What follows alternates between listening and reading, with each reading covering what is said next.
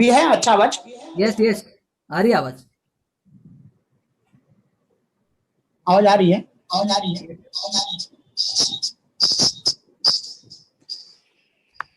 एक मिनट।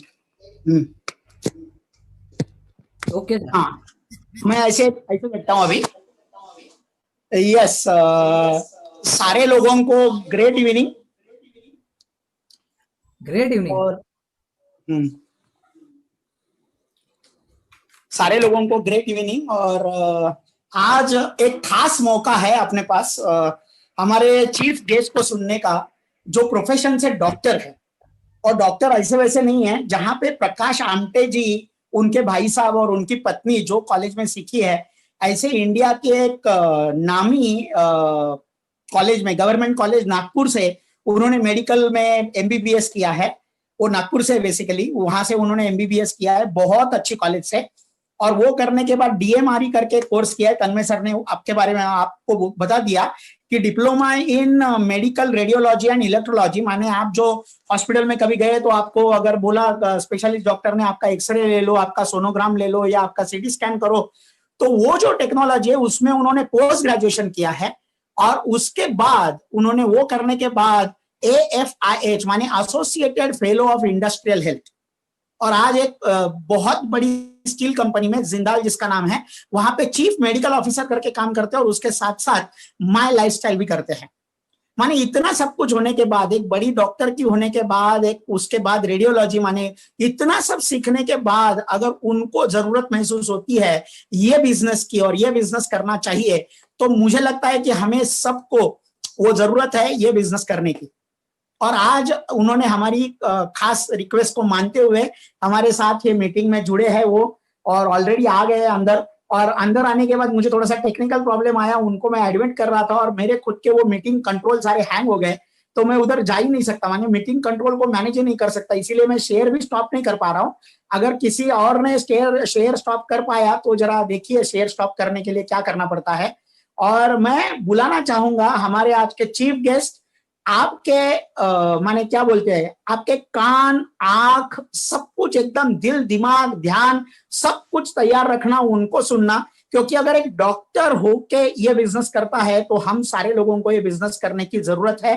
और ऐसे बड़े शख्स जो एमबीबीएस है, डीएमआरई है, AFIH है, और हमारे साथ आज जुड़ने वाले हैं, हमारे ट्रेनर भी है प्रोडक्ट के, जो प्रोडक्ट के ट्रेनिंग देते थे कंपनी में, माइंड पावर के भी ट्रेनर है। ऐसे बहुत सारी अलग अलग क्वालिफिकेशन है उनके पास, अलग अलग खूबी है उनके पास, और आज हमारे साथ वो उनका ये नॉलेज शेयर करने के लिए आ रहे हैं। So please help me welcome to bring him on a Zoom screen with respect, lot of respect and lot of प्यार। और बुलाना चाहूंगा मैं हमारे डॉक्टर शिशिर रोड़े जी को हमारे जूम स्क्रीन पे। शिशिर रोड़े जी के लिए कोई अगर स्पॉटलाइट दे पाएगा कोई होस्ट। मैं हैंग हो गया है मेरा, तो कुछ मैं कर नहीं सकता हूं ऐसे। हाँ, yes Shishir ji. Thank you sir, thank you welcome for sir, my lovely welcome welcome introduction. Welcome welcome. And आज देखो एंड किती इट इज हो गया, आप मुंबई में है, सब कुछ काय म्हणतात त्याला मराठीमध्ये म्हटलं की जुळून येतं, तसं जुळून आलेलं आहे।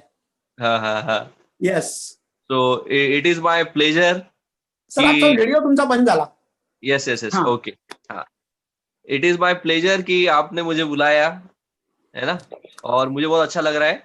तो सबको बताना चाहता हूँ, प्रभात सर ये बिजनेस में मेरे सीनियर भी है, मेंटर भी है और अच्छे दोस्त भी है। ओके, तो उनका कहना मैं टाल नहीं सकता, तो इसीलिए मैं आज आपके साथ हूँ। ओके यस तो सर। यस, तो बढ़िया प्रेजेंटेशन रहा। मैंने प्रेजेंटेशन आखिरी का कुछ सुना, तो बढ़िया प्रेजेंटेशन था। तो बहुत प्रेजेंटेशन दिया, अच्छा दिया तन्मय सर ने, तो कॉन्ग्रेचुलेशन फॉर दैट। एंड मेरा इंट्रोडक्शन ऑलरेडी सर ने दिया है, फिर भी मैं एक बार बताना चाहता हूँ। कुछ लोग होंगे फर्स्ट टाइम मुझे देख रहे हैं। तो मेरा नाम डॉक्टर शिशिर रोड़े, मैंने एमबीबीएस किया है, रेडियोलॉजी में मैंने डिप्लोमा किया है, पोस्ट ग्रेजुएशन। इसके बाद मैंने इंडस्ट्रियल हेल्थ में भी पोस्ट ग्रेजुएशन किया हुआ है, लेटेस्ट मेरा वो कंप्लीट हुआ। और एक स्टील प्लांट में मेडिकल ऑफिसर करके काम कर रहा हूँ। एक बहुत ही बड़ा स्टील प्लांट है, one of the biggest in India. Okay, Jindal steel works वहां पे। और मेरा मोर देन 16 ईयर्स यानी 16 साल से भी ज्यादा मेरा मेडिकल फील्ड का करियर हुआ है।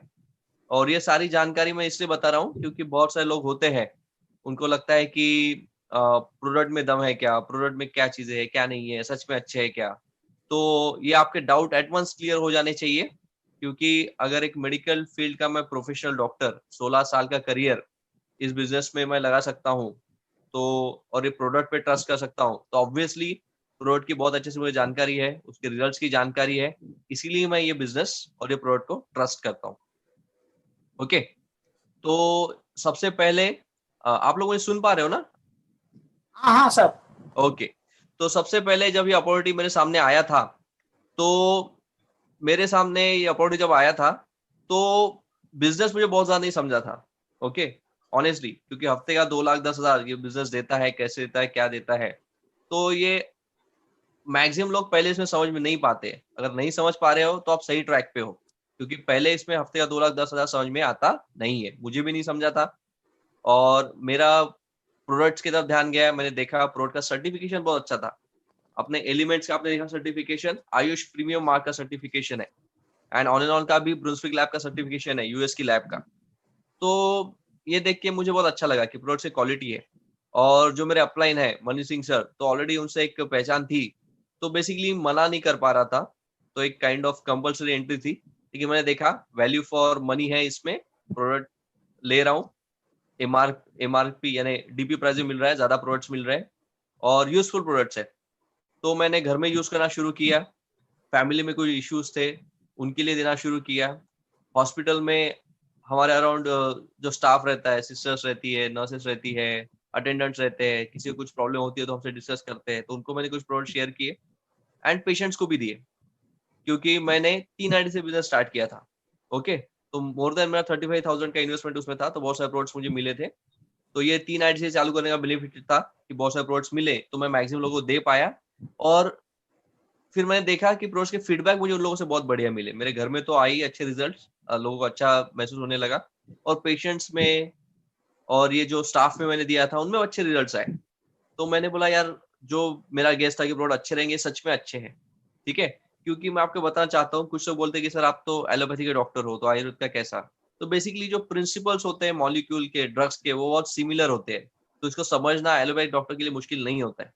और मैं एलोपैथिक डॉक्टर हूँ, इसीलिए आपने ज्यादा मेरे पे ट्रस्ट करना चाहिए। कारण मैं आपको बताता हूँ, एलोपैथी का लिमिटेशंस भी मुझको पता है। समझ में आ रहा है?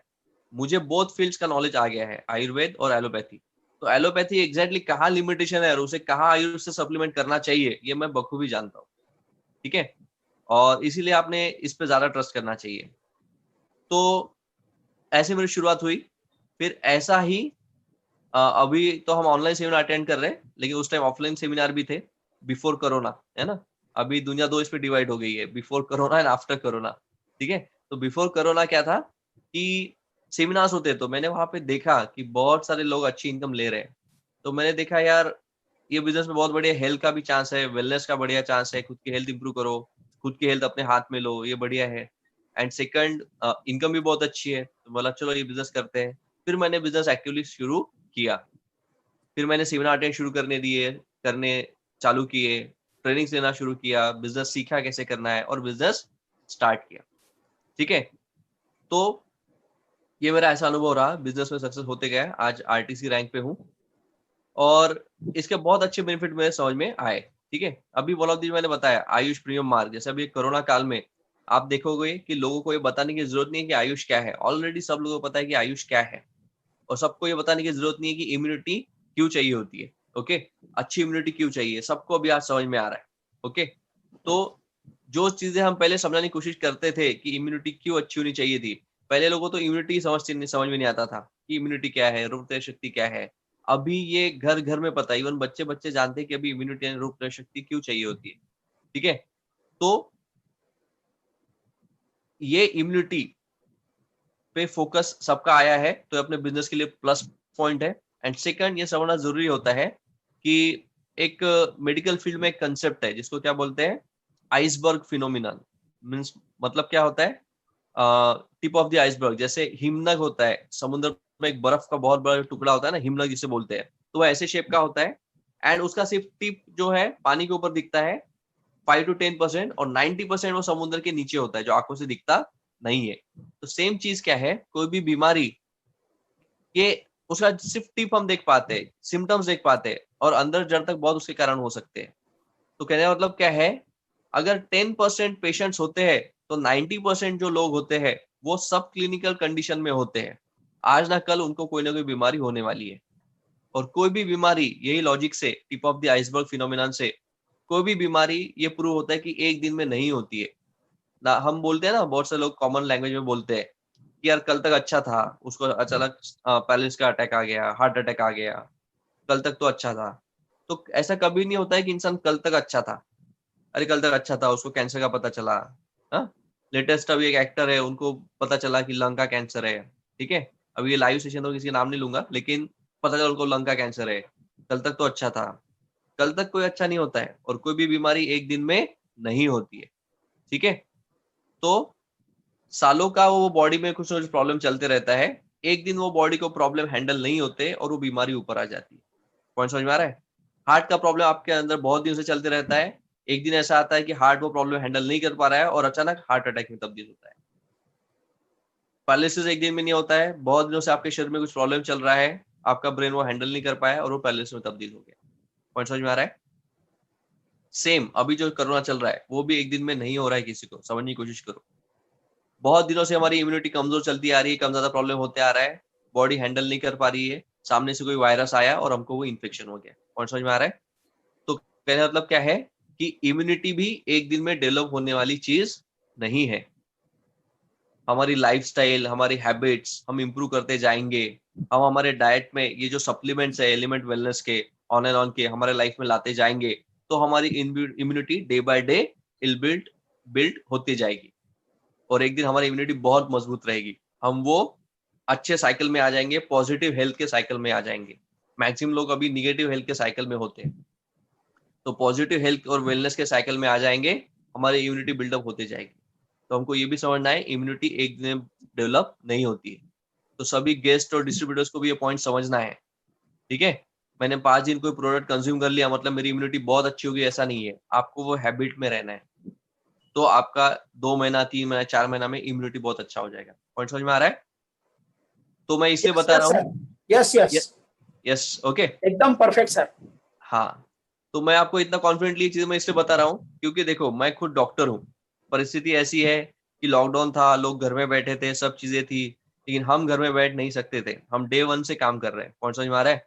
और जिस बीमारी से लोग दूर भाग रहे हैं, वो बीमारी को हम सामने से फेस करते हैं। ठीक है, वो भी ऐसी कंडीशन में फेस करते हैं, कभी प्रोटेक्शन किट नहीं होता है तो भी वेट नहीं कर सकते हैं। ठीक है, जैसा है वैसे काम चलाते हुए काम करना पड़ता है। तो इसमें डिपेंड करना पड़ता है खुद की इम्यूनिटी पे, खुद की पावर पे। तो मैं ये जो बिल्डअप कर रहा हूँ, ये अपने एलिमेंट्स वेलनेस के प्रोडक्ट्स यूज करके, ऑनलाइन के प्रोडक्ट्स लेकर, जो मैं बिजनेस से आया तब से ले रहा हूँ, इसलिए मेरा इम्यूनिटी बहुत अच्छा बना हुआ है। ओके, इसमें अभी के टाइम के लिए मैं बहुत अच्छा एक प्रोडक्ट मेंशन करता हूँ, 2-3 जो मैं ले रहा हूँ रेगुलरली। इम्यूनो 3 प्लस, ये मैं रेगुलर लेता हूँ। ठीक है, इससे हमारा इम्यूनिटी बूस्टअप होता है, क्योंकि अपनी इम्यूनिटी का मैक्सिमम जो चीज होती है वो अपने पेट में होता है। ठीक है, हर बीमारी की जड़ अपने पेट से स्टार्ट होती है। ठीक है, तो इम्यूनिटी अच्छा रखने के लिए मैं डेली लेता हूँ इम्यूनो 3। सेकंड, अपना फाइट स्ट्रेस, वो भी बहुत अच्छा है। कारण क्या है, उसमें अश्वगंधा है, तुलसी है और गुडुची। ठीक है, ये सारी चीजें जिसे गिलोय भी बोलते हैं, ये चीजें हैं। और वन ऑफ द मार्केट में जो कॉम्पिटिटर कंपनी है, उसने भी अपना जो प्रोडक्ट लाया कोरोना को प्रोटेक्ट करने, कोरोना से बचने के लिए, उसमें ये 3 कंपोनेंट थे, यानी है बेसिकली। अब उन्होंने कॉम्बिनेशन अभी लाया, आप सोचो ऑलरेडी 4-5 ईयर से अपने पास ये कॉम्बिनेशन ऑलरेडी है फाइट स्ट्रेस में। ठीक है, तो अपना कोई ये न्यू इन्वेंशन नहीं था, ये ऑलरेडी इन्वेंट हम कर चुके, ऑलरेडी ये कॉम्बिनेशन हम ला चुके, हमारे डिस्ट्रीब्यूटर के हाथ में ऑलरेडी वो है। ठीक है, सो हमने वो यूज करना चाहिए, और दैट्स वाई हमको क्या हुआ कि one of the best health brand करके अवार्ड भी मिला। ठीक है, तो ये इसके कारण है। ओके, तो ये मैं डेली यूज करता हूँ। इसके अलावा कवच प्राश, और फैमिली में भी ये चीजें यूज करता हूँ, जिससे मैं मेरे फैमिली को भी प्रोटेक्ट करता हूँ। ठीक है, क्योंकि आप सोचो, मैं ये डेली पेशेंट फेस करता हूँ, इसके बावजूद मुझे घर पे आना पड़ता है, कुछ ना कुछ चीजों के लिए घर पे आना ही पड़ता है, अवॉइड नहीं कर सकते। ठीक है, तो सोचो किस फियर से हम जा रहे होंगे, कौन सी चीजें हैंडल कर रहे होंगे। तो मुझे मुझे भी बचाना है, मेरे फैमिली को भी बचाना है। तो उनको कौन सा लेवल ऑफ प्रोटेक्शन मैं दे सकता हूँ, तो ये इन चीजों से देता हूँ। पॉइंट समझ में आ रहा है? इसीलिए ये हाई लेवल ऑफ ट्रस्ट मुझे प्रोडक्ट्स पे है और मेरे फैमिली को भी है और हम ये चीजें यूज करते हैं। ठीक है, तो इसमें अभी नए लोगों को या डिस्ट्रीब्यूटर्स को कोई डाउट रखने की कोई जरूरत ही नहीं है। तो ये बहुत ही बढ़िया चीजें हैं। अब इतनी बढ़िया चीजें होने के बावजूद अभी कुछ लोग सोचते हैं कि सर आप तो डॉक्टर हो, तो आपको लोग मना करते ही नहीं होंगे, आपको तो बिजनेस डेवलप करना बहुत आसान है, हम तो डॉक्टर नहीं है, हमारा लोग कैसे सुनेंगे, हमें लोग ना बोलते हैं। तो एक समझने की कोशिश करो कि आप डॉक्टर हो या कोई भी चीजें हो, लोग आपको मना कर सकते हैं और करते हैं। मार्केट में मैंने भी बहुत रिजेक्शन फेस किया है। मुझे भी पहले लगा था कि लोग मुझे क्यों मना करेंगे, मैं तो डॉक्टर हूँ बता रहा हूँ, लेकिन मुझे भी रिजेक्शन आया। पॉइंट समझ में आ रहा है? और ये रिजेक्शन आने के बहुत अलग अलग कारण होते हैं। ठीक है, उस दिन मैं किसी को एक ऐसा एग्जांपल देके समझा रहा था। ठीक है, आप लोगों को ये समझ में आ रहा है ना मैं क्या बात कर रहा हूँ, या फिर मैं बहुत फास्ट जा एकदम रहा आ रहा है सर, एकदम हूँ? आ हाँ, रहा है। है ना? फर्क क्या होता है मैं आपको बताने की कोशिश करता हूँ कि जो मॉडर्न मेडिसिन सिस्टम होते हैं ना, उसमें क्या होता है। देखो, जैसे एज अ डॉक्टर मुझे मार्केट में रिजेक्शन मिला, ये बिजनेस में, ओके, लेकिन प्रैक्टिस में मुझे कभी रिजेक्शन नहीं मिला। उसके कारण समझने की कोशिश करता हूँ कि अभी जब कोई बंदा डॉक्टर के पास जाता है तो क्या होता है पता है क्या, कि उसे ऑलरेडी उसको फीस देनी है। फॉर एग्जाम्पल, एक डॉक्टर का समझो कंसल्टेशन फी है 300 रुपए, 500 रुपए, जो भी रहेगा, फॉर एग्जाम्पल 300 पकड़ के चलता है। तो वो पेशेंट अंदर गया, उसका 300 बुक हो गया, उसको 300 रुपए देना ही है। ठीक है, अब डॉक्टर उसकी कंप्लेंट सुनता है और डॉक्टर एक प्रिस्क्रिप्शन पैड पे, हम क्या करते हैं, एक प्रिस्क्रिप्शन पैड पे उसको प्रिस्क्रिप्शन दे देते हैं। ठीक है, उसको कंसल्ट किया मैंने, प्रिस्क्रिप्शन पैड पे उसको दे दिया चीजें, अब वो पेशेंट को दे देता हूँ। अब वो पर्ची में जो लिखा है वो पेशेंट लेगा या नहीं लेगा, ये उसकी मर्जी छोड़ी जाती है। ऑब्वियसली मैं घर जाके उसको तूने ये ले ले, खरीदे ला के दिया, तू ले, ऐसा थोड़ी देता हूँ ना। मैंने लिख के दे दिया, अब वो पेशेंट की मर्जी है, वो खरीदेगा कि नहीं खरीदेगा। कंसल्टेशन का 300 रुपए तो आ गया। पॉइंट समझ में आ रहा है? अब वो पेशेंट जाता है मेडिकल स्टोर में, वो प्रोडक्ट्स लेता है, वो प्रोडक्ट्स ही हो गए ना, एलोपैथी के मेडिसिन मतलब वो प्रोडक्ट्स हो गए। वो प्रोडक्ट लेता है मेडिसिन के और घर पे यूज करता है या नहीं करता है, वो उसकी चीज है। पॉइंट समझ में आ रहा है? अब ये प्रोसेस में क्या हुआ, रिजेक्शन क्यों नहीं मिला, क्योंकि ऑलरेडी वो आया, उसने 300 रुपए भर दिया है। अब प्रोडक्ट्स के लिए वो अलग से पे कर रहा है। पॉइंट समझ में आ रहा है? अब ये बिजनेस में आते समय मुझे फिर रिजेक्शन क्यों आया, मैं सोच रहा था, वो इसलिए आया क्योंकि वहां पे कंसल्टेशन फी नहीं है। पॉइंट समझ में आ रहा है? वहां पे कंसल्टेशन फ्री नहीं है। यहाँ पे मैं उसके साथ 2 मिनट या 3 मिनट बात करने के 300, 400, 500 ले रहा हूँ, और ये बिजनेस में मैं अगर उसको आधा घंटा भी समझा रहा हूँ तो भी मैं उसका कोई फी नहीं ले रहा हूँ, फ्री कंसल्टेशन। समझ में आ रहा है? प्रोडक्ट उसको मिल रहे हैं, वो प्रोडक्ट में से हमको जो मिलेगा, मार्जिन बोलो या कंपनी से जो टर्नओवर बोनस मिलेगा, वो हमारी इनकम होती है। पॉइंट समझ में आ रहा है? कंसल्टेशन तो फ्री में है, और यही चैलेंज है। पॉइंट समझ में आ रहा है कि कंसल्टेशन फ्री होने के कारण वो हमको रिजेक्ट भी कर सकता है। Point noted? अगर वो चार्ज यस, कंसल्टेशन होता, ठीक है, तो ऑलरेडी हमारी इनकम आ चुकी, फिर रिजेक्शन एक्सेप्टेंस का सवाल ही नहीं है। पॉइंट समझ में आ रहा है? तो हम जो वैल्यूएबल नॉलेज दे रहे हैं वो फ्री में होता है, और फ्री की चीज उनको वैल्यूएबल नहीं लगती है। पॉइंट समझ में आ रहा यस है? सर, और यस सर। यही पे डिस्ट्रीब्यूटर और हमारा रोल आता है कि हम हमारा वैल्यू क्रिएशन कैसा करें। सेल्स में यही है कि फिर हमारा वैल्यू क्रिएशन हम कैसा करें। तो ये सेल्स में हमारा वैल्यू क्रिएशन होगा only on the basis of हमारा नॉलेज। पॉइंट समझ में आ रहा है? प्रोडक्ट का आपका नॉलेज क्या रहेगा, बिजनेस का क्या आपका नॉलेज क्या रहेगा, ये जो आप शेयर करोगे ना, इसी से आपका वैल्यू क्रिएशन होगा, और वो वैल्यू क्रिएशन से वो इंप्रेस होगा और उससे आपका सेल होगा। पॉइंट समझ में आ रहा है? तो क्योंकि पूरा खेल उसी का है कि आपके प्रोडक्ट्स की आप वैल्यू कैसे क्रिएट करते हो, खुद की वैल्यू कैसे क्रिएट करते हो, कंपनी की वैल्यू कैसे क्रिएट करते हो, प्लान की वैल्यू कैसे क्रिएट करते हो। तो पूरा वैल्यू क्रिएशन पे गेम है। और वैल्यू क्रिएशन तभी होगा जब आपके पास इन चीजों का नॉलेज रहेगा, ये नॉलेज आप लेते रहोगे, तभी वो सेल होएगा। थोड़ा कॉम्प्लिकेट इसमें गया मैं शायद, लेकिन समझने की कोशिश करो। ठीक है, तो moral of the story, doctor होके भी मुझे बिजनेस में डिफिकल्टी आई, तो आपको भी आ ही सकती है। ठीक है, तो इसमें घबराने की कोई जरूरत नहीं है। सिर्फ इतना समझना है, आने वाला समय इम्यूनिटी का और हेल्थ प्रोडक्ट्स का ही है। सारी दुनिया समझ चुकी है कि अगर सिर्फ एलोपैथी से इन चीजों से बचा जा सकता था तो सारे लोग बचते थे। ठीक है। तो इसमें alternative medicine, immunity boosting medicine, अपना आयुर्वेदिक सिस्टम बहुत इंपॉर्टेंट है ये सारी चीजों में। और सेकंड चीज ये समझना है कि पैंडेमिक जिसे हम बोलते हैं या महामारी जिसको हम बोलते हैं, ये सारी चीजें ये ह्यूमैनिटी का पहले से हिस्सा रहा है। पॉइंट समझ में आ रहा है? सिर्फ हुआ क्या कि जो अभी की जनरेशन या अभी का जो चीजें हैं, इनको लगा कि इन सबको लगता था कि अभी अपने ह्यूमैनिटी से हो ही नहीं सकता है। इन पैंडेमिक महामारी ये साइकिल्स होती है, ये आती ही रहती है, ठीक है, कोई ना कोई फॉर्म में आती ही रहती है। और आने वाले समय में ये ज्यादा आने के ज्यादा चांसेस है, इनकी फ्रीक्वेंसी बढ़ने के चांसेस है। कारण कारण इसलिए है, ग्लोबल वार्मिंग हो रहा है, वेदर चेंज हो रहे हैं, ठीक है। जहां पहले फ्लड्स नहीं आते थे वहां पे फ्लड हो रहे हैं। पिछले हम सालों से देख रहे थे, बॉम्बे में फ्लड्स आना चालू हुए। बॉम्बे में इतने फ्लड्स पहले कभी नहीं थे, आना शुरू हुए। सिर्फ बॉम्बे नहीं, बहुत सारी कंट्रीज है, इटली, फ्रांस, ऐसे अलग कंट्रीज में भी फ्लड्स आ रहे हैं जहाँ पे पहले नहीं होते थे। इसके अलावा ग्लोबल वार्मिंग, ठीक है। और इसके अलावा बॉम्बे में पहले ठंड नहीं रहती थी कुछ सालों के पहले, अभी यहाँ पे भी ठंड रहती है, लोगों को स्वेटर पहनने पड़ते हैं। पॉइंट समझ में आ रहा है? तो ग्लोबल वार्मिंग के चेंजेस आ रहे हैं, और जैसे ग्लोबल वार्मिंग के चेंजेस आ रहे हैं, जो बैक्टीरिया और वायरसेस के जो फ्लोरा होते हैं वो चेंज होते हैं। यानी एटमोस्फेयर चेंज हुआ तो वायरल एक्टिवेशन, बैक्टीरियल एक्टिवेशन ये भी चेंज होता है। जो बीमारियां पहले नहीं थी वो आती है। मैं एग्जांपल बताता हूँ। जब मैं मेडिकल कर रहा था तो हमारे एग्जाम पेपर्स में क्या होता था कि ऑब्वियसली इंपॉर्टेंट टॉपिक्स हम ज्यादा फोकस करते हैं। तो उस समय पे dengue was highly neglected topic. Dengue की कोई बात नहीं करता था एग्जाम में, उसके ऊपर कोई क्वेश्चन नहीं आता था, वाइवा में कोई पूछता नहीं था, क्योंकि तब डेंगू था ही नहीं। पॉइंट समझ में आ रहा है? लेकिन आज डेंगू सबसे इंपॉर्टेंट बन चुका। ज्यादा पुरानी बात नहीं करो, ये 6-7 साल 10 एक साल पहले की बात कर सकता हूँ कि डेंगू फ्लरिश हुआ।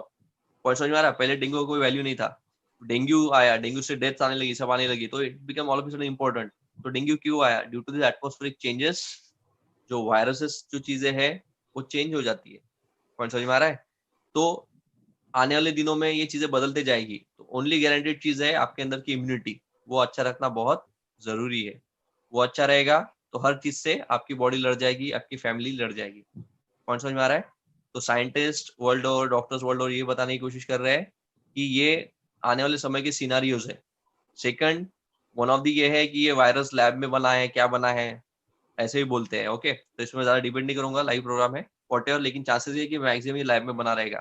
तो समझने का गणित ये है कि अगर सच में लैब में बना है तो Pandora's box is already open. Okay, यानी लोगों को ऑलरेडी ट्रिक मिल चुका है। आज ये कंट्री वायरल वेपन यूज कर रही है, हो सकता है कि दूसरी कंट्री दूसरा वायरल वेपन यूज करे। तो हम जनता इसमें फंसे हुए हैं, कोई किसके लिए भी यूज कर सकता है। तो फिर हमको हमारा बचाव कैसे करना है? तो हेल्थ सप्लीमेंट्स बहुत ही इंपॉर्टेंट है खुद की इम्यूनिटी बिल्डअप करने के लिए। और ये समय आपने देखा मैक्सिमम इनकम जिन लोगों ने फेच की है वो फार्मा इंडस्ट्री, ओके, और अपना एफएमसीजी इंडस्ट्री, इनने मैक्सिमम गेन किया है। और हम लकी है कि बिजनेस के माध्यम से हम फार्मा में भी है, ओके, सो और एफएमसीजी में भी है, तो हमारा प्लस पॉइंट है। हमको करना क्या है? टीम बिल्डअप करना है। एंड सेकंड, टीम बिल्डअप के लिए बहुत अच्छा अपॉर्चुनिटी है। ऑलरेडी बहुत लोग ये जॉब जा रहे हैं, मार्केट डाउन है, तो people are searching for new options. Online का ट्रेंड बहुत बढ़ चुका है, हम वेबिनार्स भी लेते हैं, हम हमारे ई सेमिनार ले रहे हैं, तो ये सारी चीजें हैं। तो सारी चीजें फेवरेबल जा रही है, ठीक है। तो this is the right time to start this business. अगर किसी ने पहले ही स्टार्ट किया है तो this is the right time to build up and freshly business to flourish करने का बहुत अच्छा समय है। और definitely this is the golden time, golden era to work on this business. और फ्यूचर इसमें आप 2-3 साल अच्छा काम कर लेंगे तो फ्यूचर बहुत ही मजबूत रहेगा आपकी फैमिली के लिए। तो बस इतना ही कहना चाहता हूँ। और अच्छा लगा मुझको सेमिनार में आकर। अगर आपको किसी को और कुछ पूछना है, कुछ चीजें हैं, तो I am open for it, provided Prabhat sir का परमिशन रहेगा वैसी चीजें। तो नहीं, मैंने सबको बात करने के लिए अलाउड नहीं है क्योंकि म्यूट रखा है सबको, क्योंकि वो अनम्यूट कर दिया तो फिर गोंधल हो तो पूर्ण। लेकिन मैं थोड़ा सा पूछना चाहूंगा डॉक्टर कि आप डॉक्टर होके ये बिजनेस में आए, फिर आप भी लोगों के पास जाना चालू किए। हाँ, और जब जाना चालू किए तब आपको भी लोगों ने बोला होगा क्या डॉक्टर होके आप ये क्यों कर रहे हो ऐसा? बराबर बराबर बराबर है ना? और यस यस तब आपकी मानसिक स्थिति क्या थी और आपने ओवरकम कैसे किया, और वो जो ना बोलते थे लोग हाँ हाँ तभी भी आगे जाके इतना बड़ा बिजनेस कैसे रेज किया, जरा वो मार्गदर्शन करेंगे क्या? क्योंकि कभी एग्जैक्टली कभी आपको भी लगता होगा इतना मैं डॉक्टर हूँ, क्यों ये मगजमारी कर रहा हूँ, क्यों लोगों के पास जाना है मुझे। एग्जैक्टली। हाँ तो ऐसे चैलेंजेस आए, बहुत चैलेंजेस आए, क्योंकि देखो क्या होता है, ओपीडी में जब पेशेंट को ट्रीट करते थे तो लोग है ना आपके पैर भी छू के जाते हैं, ठीक है। और यहाँ पे ऐसा था कि कोई पैर तो छूने छोड़ो, वो डाउट लेते थे कि आप ये क्यों कर रहे हो, आप करने की क्या जरूरत है, पैसे के लिए कर रहे हो क्या, या फिर ये प्रोडक्ट आप अच्छे इसलिए बता रहे हो क्योंकि आपने कंपनी को एंडोर्स किया हुआ है, ठीक है, तो इसीलिए आप बता रहे हो कि ये अच्छे हैं। तो ऐसा सब चीजें आती थी। तो मेरा अलग था, मैं उनको वही बोलता था कि वो बोलते थे कि आप डॉक्टर हो फिर भी क्यों कर रहे हो, तो उनको वही समझाता था कि डॉक्टर हूँ इसीलिए कर रहा हूँ, यस डॉक्टर हूँ इसीलिए कर रहा हूँ बेसिकली। कारण क्या है, और आइडियली सभी डॉक्टर्स लोगों ने करना चाहिए। आयरनी इज सभी डॉक्टर्स लोगों ने करना चाहिए लेकिन नहीं करते हैं। ये ऐसा क्यों, मैं बताने की कोशिश करूँ, पता है मेरे बहुत सारे दोस्त यूएस में है, यूरोप में है, अलग अलग कंट्रीज में, डेवलप कंट्रीज में है। आपको पता है कि फॉरेन कंट्रीज में मोर देन 80 to 90% इलनेसेस का सोल्यूशन वो देते हैं एंटीऑक्सीडेंट्स, ठीक है। इसलिए आप देखोगे, आप खुद भी आप यूएस में रह के आए सर, वहां पे एंटीऑक्सीडेंट का कल्चर बहुत ज्यादा है। बेरीज के जूसेस जैसे अपने पास 95 अभी है, उनके पास ऑलरेडी बहुत सारे बेरीज के जूसेस है, अल्टरनेटिव है, वो लोग डेली एंटीऑक्सीडेंट कंज्यूम करते हैं। वहां पे उसका बहुत बड़ा मार्केट है, और ये वैल्यू उनके डॉक्टर्स को भी पता है एंटीऑक्सीडेंट्स की। लेकिन इंडियन सिनारियो ऐसा है कि अपने यहाँ पे डॉक्टर्स को ये पूरा नॉलेज नहीं है, इनको ये देना पड़ रहा है, बिकॉज अपना फार्मा इंडस्ट्री और उनका फार्मा अलग है। अपने यहाँ पे फार्मास्यूटिकल कंपनी इसको प्रमोट नहीं करती है क्योंकि इसमें पूरा उनका प्रॉफिट नहीं है। नेचुरल चीजें देखो, एक सिंपल मैं बताता हूँ, अपने 95 में आंवला है, सब सी चीजें है, तो ये नेचुरल सोर्स ऑफ विटामिन है, लेकिन ये प्रिस्क्राइब करके किसी को बेनिफिट नहीं है। पॉइंट समझ में आ रहा है? मैं किसी को आंवला प्रिस्क्राइब करूंगा तो उससे मेरा बेनिफिट क्या हुआ, लेकिन मैं कोई एलोपैथी की विटामिन सी लिख के देता तो उसमें बेनिफिट है। करेक्ट है। यानी एज अ, मैं ये बता रहा हूँ, फार्मा इंडस्ट्री का लाइन बता रहा हूँ। तो डायरेक्ट सेलिंग ही ऐसी इंडस्ट्री है कि लोगों के हेल्थ में और वेलनेस में पर्सनल इंटरेस्ट लेती है ना। बाकी सारी जो चीजें हैं, बाकी सारी जो कंपनीज है, वो खुद के प्रॉफिट के तरफ देखती है मैक्सिमम। ओके, डायरेक्ट सेलिंग ही ऐसा ग्रुप है और ऐसी इंडस्ट्रीज है जो कंज्यूमर का बेसिकली हेल्थ और वेलनेस का सच्चा ध्यान रखती है। पॉइंट समझ में आ रहा है? करेक्ट। तो ये प्लस पॉइंट है ये इंडस्ट्री का। और इसीलिए फिर मैं इसमें उतरा, क्योंकि ये वेलनेस पे फोकस करती है। जैसे मैंने आपको बताया, जो tip of the iceberg phenomena बताया ना, कि पेशेंट सिर्फ 10% होते हैं, जो पॉपुलेशन है 100%, उसमें 10% पेशेंट्स है, 90% लोग सब क्लिनिकल कंडीशन में है। ओके, उनको और थोड़ा परिस्थिति या धक्का लगेगा तो वो 10% में आ जाएंगे, पेशेंट बन जाएंगे। तो कहने का मतलब, अगर 100 करोड़ जनता है तो 90 करोड़ जनता है जो पेशेंट बन सकते हैं। उनको अभी हेल्थ वेलनेस का नॉलेज मिल गया तो वो डिजीज से दूर हट सकते हैं। लेकिन गणित यस क्या है, पूरा फार्मा फील्ड, पूरा मेडिकल फील्ड, ये 10% लोगों को हैंडल करने में लगा है, डायरेक्ट बीमारियों को हैंडल करने में लगा है। तो वो नीचे किसी को उतर कर लोगों को ये बताना जरूरी है कि prevention is better than cure, yes है ना। और डॉक्टर ये अच्छे से बता सकते हैं और अच्छे तरीके से, तो मैंने बोला किसी ने तो काम शुरू करना चाहिए। यस तो दैट्स व्हाई मैं इसमें उतरा और लोगों को बताते गया prevention is better than cure. लेकिन इसका सेकंड बेनिफिट उसको ये मिला कि मेरे फैमिली में उसका बेनिफिट मिला, ठीक है। क्योंकि अब मैं भी एलोपैथ डॉक्टर का फैमिली, यानी एजुकेशन मेरा हुआ तो स्टार्टिंग में ऐसा ही था, सर दुखा तो पैरासिटामोल खाओ, ये हुआ तो ये खाओ, ये हुआ तो वो खाओ। एक एलोपैथिक मेडिसिन का बॉक्स ही रहता था हर घर के फ्रिज में, जैसे रहता है हमारे घर में भी था, ये हुआ तो वो लो। अभी वो सब गायब है। वाह, है ना। जबरदस्त। तो ये अगर मैं नॉलेज नहीं लेता था तो ये बेनिफिट मेरे फैमिली में नहीं आता था, करेक्ट। है ना। तो कहने का मतलब क्या है, ये ऐसा नॉलेज है। सेकंड में डिफरेंट करना चाहता हूँ कि ऐसा नहीं कि एलोपैथी खराब है। Excuse me.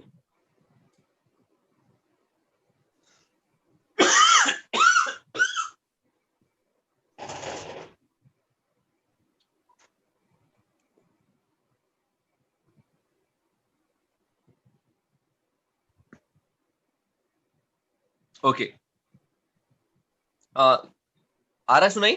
हाँ हाँ हाँ बरोबर।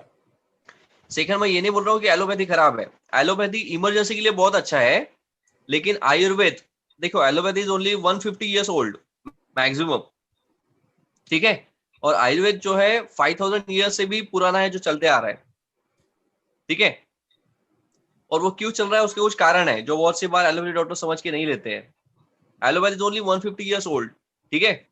तो और वो इमरजेंसी के लिए बहुत अच्छा है, इमीडिएट किसी को हार्ट अटैक आया तो आपको एलोपैथी ट्रीटमेंट करना ही है, किसी का फ्रैक्चर हुआ तो एलोपैथी ट्रीटमेंट करना ही है, लेकिन हार्ट अटैक को प्रिवेंट करना है तो ये कैसे करना है, ये इसका गाइडलाइन आयुर्वेद में मिलेगा आपको। तो this yes. Combination of both things is very important. मैं ऐसा नहीं बोल रहा कि एलोपैथ लो ही मत, बहुत इमरजेंसी है तो लेना ही पड़ेगा, लेकिन इमरजेंसी न आए इसके लिए क्या है, तो उसके लिए आयुर्वेद को अपनाना और ये नेचुरल चीजें लेना बहुत जरूरी है। और हमारे जो प्रोडक्ट्स है सर, वो हाँ बाकी बाहर के आयुर्वेदिक ब्रांड से कैसे डिफरेंट है और क्यों अच्छे हैं, आप क्यों सजेस्ट करते हाँ, हो? मैं इसे सजेस्ट करता हूँ, सिंपल सा ये, क्योंकि जब ये बिजनेस में आया तो कंपैरेटिव स्टडी मैंने भी स्टार्ट किया, अलग अलग ब्रांड है, जैसे हिमालयाज हो गए, जो भी हो गए, XYZ, बहुत सारे ब्रांड है, तो मैं जा जाके उनके शॉप्स में उनके प्रोडक्ट्स को स्टडी करता था। तो वन ऑफ द मेन चीज है कि एक शॉप में भी मैं गया, ये प्रोडक्ट्स कंपेयर किया, उनको बताया कि ये चीजें जो इसमें लिखी है, आपने बोला इसमें ये हर्ब्स डाली है, तो इसका प्रूफ क्या है आपने डाली है करके। हाँ तो इसमें लिखा रहता था कि टेस्टेड बाय साइंटिस्ट, ये ऐसे कुछ लाइंस लिखी रहती थी जो नॉन स्पेसिफिक थी, ओके। तो उनमें मेजोरिटी में in simple terms third party analysis नहीं था। हाँ हमारे प्रोडक्ट्स में थर्ड पार्टी एनालिसिस है। फॉर एग्जाम्पल, अगर मेरी कोई फार्मा की कंपनी है या आयुर्वेद की कंपनी है, मैं क्या बोलूंगा कि मैंने इसमें ये चीजें डाली है, मैं तो अच्छे बोलूंगा कि मैंने डाली है, करेक्ट लेकिन थर्ड पार्टी ने उसे सर्टिफाई किया रहेगा तभी वो जुनाइन माना जाएगा ना। अपनी करेक्ट चीज तो हर कोई अच्छा बोलेगा। तो मुझे ये प्रोडक्ट का ये अच्छा लगा कि थर्ड पार्टी, जैसे Ayush premium mark third party, ठीक है, तो इन्होंने सर्टिफाई किया है, तो हमको फिर वो डाउट चला जाता है। पॉइंट समझ में आ करेक्ट रहा है, क्योंकि वो एनालिसिस इज देयर।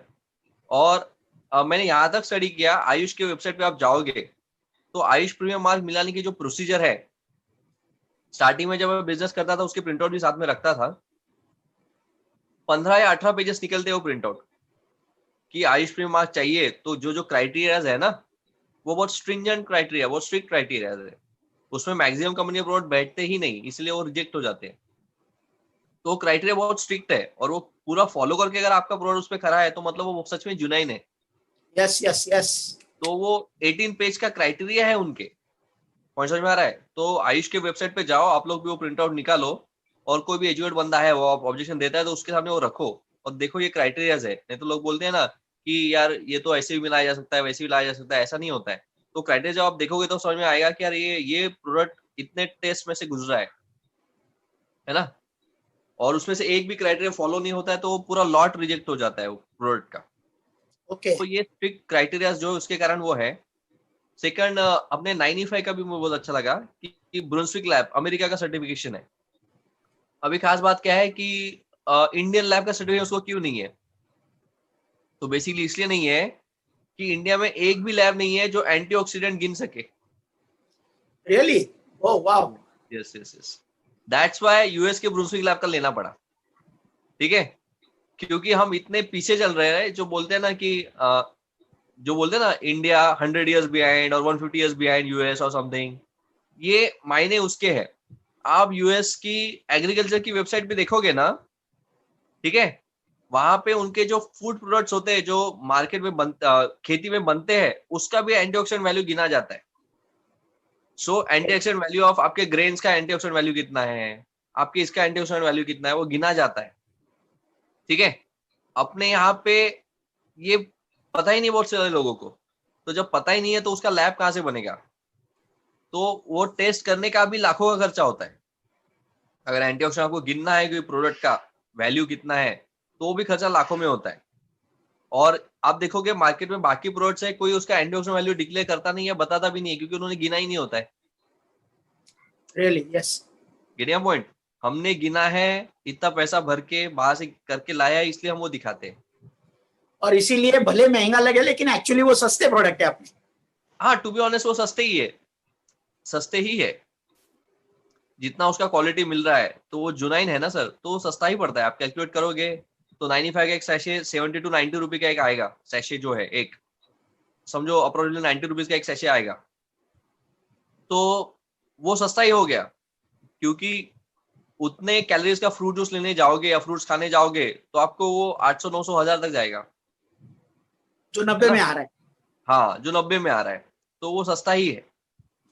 और बाद में ट्रीटमेंट का बहुत ज्यादा कॉस्ट लेने से अच्छा, ठीक है, लेटेस्ट एग्जांपल आप ये बीमारी जो चल रही है कोरोना, उसका ही ले लो। इम्यूनिटी बिल्डअप करने के लिए आप कुछ सप्लीमेंट्स लोगे तो आपके कुछ हजारों में जाओगे, लेकिन आज बंदा कोई बीमार हो रहा है तो उस कोरोना का ट्रीटमेंट आप देखो कितने में जा रहा है। I don't know, do you have any idea कितना कॉस्ट जा रहा है? 5 लाख 6 लाख भी होता है कभी कभी।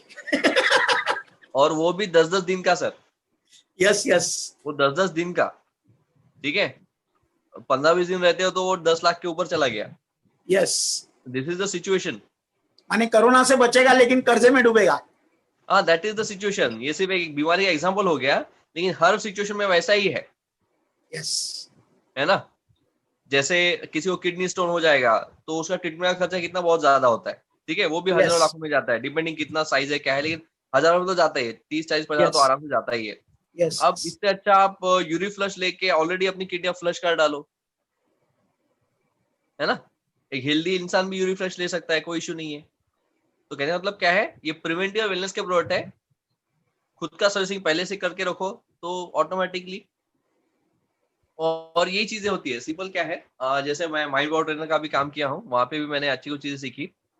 तो जैसे हम गाड़ी लेते हैं, कार लेते हैं, बाइक लेते हैं, तो उसके साथ कंपनी अपना एक मैनुअल देती है ना, कि इसका फर्स्ट सर्विसिंग कब होना चाहिए, सेकंड कब होना चाहिए, थर्ड कब होना चाहिए, पॉइंट समझ में आ रहा है? ये सारी चीजें दी होती है। लेकिन होता क्या है कि जब ह्यूमन बॉडी बर्थ लेती है तो उसका कोई मैनुअल कहीं पे आता नहीं है ना, कि इतने साल में इसका ये सर्विसिंग होना चाहिए, ठीक है। बचपन में थोड़ा स्टार्टिंग में आता है वैक्सीनेशन का, स्टार्टिंग में वैक्सीन का होता है कि इतने साल में इतना वैक्सीन लगना चाहिए, ये वैक्सीन का उतना हो गया। लेकिन बाद में, ठीक है, एक इम्पोर्टेंट है कि वैक्सीनेशन कार्ड आपके बर्थ के साथ आपको मिलता है, कि बर्थ होते से ही आपको बीसीजी दे दिया, ओरल पोलियो दे दिया, ठीक है, ये सारी चीजें आ गई, ये बराबर मैनुअल के साथ आ गया। लेकिन वो मैनुअल मैक्सिमम होता है 2-3 साल का, समझो वैक्सीनेशन का प्लान। अब होता क्या है, अब वो इन्फेक्टिव बीमारी से वो मैनुअल से बच गए, वैक्सीनेशन के मैनुअल से आप इन्फेक्टिव बीमारी से बच गए। लेकिन आज के लाइफ का प्रॉब्लम ये है, पहले लोग इन्फेक्टिव बीमारी से ज्यादा मरते थे, आजकल लाइफस्टाइल की जो प्रॉब्लम है, बिगेस्ट जो डेथ हो रही है वो कैंसर से हो रही है, हार्ट अटैक से हो रही है, ये बिगेस्ट कॉज ऑफ डेथ है, ये पूरे लाइफस्टाइल रिलेटेड है, डायबिटीज से हो रही है, तो ये लाइफस्टाइल रिलेटेड डिजीज है, इनके खिलाफ कोई वैक्सीन नहीं होता है। Yes. No vaccine for this things, ठीक है। तो क्योंकि ये वैक्सीन वाले डिजीज नहीं है, तो इसका मैनुअल आएगा नहीं। तो इसका मैनुअल एक ही रहेगा कि आपकी बॉडी और आपकी इंटरनल सिस्टम, आप रेगुलर नेचुरल चीजें लेके सर्विसिंग करते रहो, बॉडी के टॉक्सिन्स निकालते रहो। जैसे बाइक का कार्बोरेटर हम रेगुलर क्लीन करते हैं, कार की सर्विसिंग रेगुलर करते हैं, तो क्या है, अपनी बॉडी की रेगुलर से सर्विसिंग करते जाओ, दैट इज ओनली सोल्यूशन, है ना। और ये आपको कोई अलग से बताएगा नहीं, ये आपको खुद ही खुद करना पड़ेगा, यस। है ना। और उसके साथ साथ इनकम भी कमाओ, और साथ में इनकम ही कमाओ, यस, बेसिकली यही है। और वन ऑफ द इम्पोर्टेंट क्या है, मुझे विजय से ये अच्छा लगा कि इसके साथ जो हेल्थ का नॉलेज आता है, that stage with you life long. Correct. Getting a point? Health का नॉलेज जो आता है, that stage with you life long. And second क्या है, major aspects of this business, जब तक ह्यूमन बॉडी है, मैं ट्रेनिंग में भी बताता हूँ, जब तक ह्यूमन बॉडी है तब तक बीमारियां है, और जब तक बीमारी है लोगों को उसके खिलाफ लड़ने के लिए चीजें लगने वाली है। तो उस हिसाब से ये बिजनेस लाइफ लॉन्ग के लिए है ना सर, करेक्ट है। Because it is related with human body, human Yes. Body repair maintenance, human को लाइफ लॉन्ग लगने ही वाला है, आज Yes. इसके लिए कल उसके लिए। तो अगर आप ये बिजनेस को अटैच हो जाते हो तो लाइफ लॉन्ग आप कमा सकते हो, यस यस यस यस। यानी you can earn life long, है ना। तो thank you so much doctor, बहुत अच्छा मार्गदर्शन मिला और ये हमारे YouTube चैनल पे रहने वाला है।